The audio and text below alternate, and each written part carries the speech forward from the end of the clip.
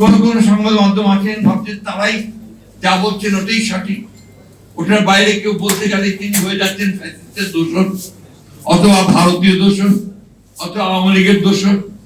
Already ইতিমধ্যে আমার সেই বদনাম শুরু হয়েছে, এটা আমরা খুব ভালো করে জানি সবাই। কথা ওই জন্যই বলছি, দুর্ভাগ্যজনক, কষ্টকর। আমরা জ্ঞানত কখনো দেশের বিরুদ্ধে, জাতির বিরুদ্ধে কখনো কাজ করার কথা চিন্তা করি না। এখন এই দেশে কিছু মানুষ আছে যারা ওই চিন্তাটা করে।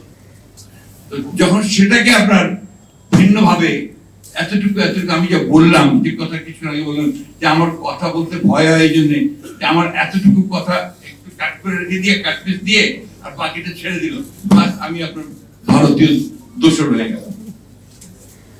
এই কথাটা বলা উচিত না আমার, কিন্তু বলতে বাধ্য। এই ঘটনাগুলো ঘটছে, এই ঘটনাগুলো যেন না ঘটে সেই জন্য আমাদেরকে সজাগ হওয়া উচিত, সতর্ক হওয়া উচিত। আর বিশেষ করে আমরা যারা সত্যিকার অর্থেই বাংলাদেশকে একটি গণতান্ত্রিক রাষ্ট্রে দেখতে চাই, পুনরায় দেখতে চাই, তাদের আমাদের দায়িত্বটা অনেক বেশি। একই সঙ্গে যারা নতুন করে আমি যারা ইয়াং জেনারেশন আসছি, আমি অত্যন্ত আনন্দিত এবং আপনার বলা যেতে পারে আশাবাদী। ইয়াং ব্লাড ছাড়া তো কোনো কিছু এগোয় না। টানা সপ্তমবারের মতো বেস্ট টিস্যু পেপার ব্র্যান্ড হিসেবে স্বীকৃতি পেয়েছে বসুন্ধরা টিস্যু। আসছেন তখন ওই বিষয়টা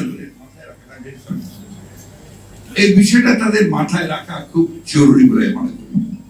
তা নাহলে তাদের যে ত্যাগ, যে হাজার হাজার ছেলে শিশু প্রাণ দিল, এই যে 15 বছর ধরে প্রায় 60 লক্ষ মানুষ নির্যাতনে ভুগলো গণতন্ত্রের জন্য, সেই পুরো বিষয়টাই কিন্তু আপনার একেবারে ম্লান হয়ে যাবে, ব্যর্থ হয়ে যাবে। আমি আপনাদেরকে এটুকু নিশ্চয়তা দিতে পারি,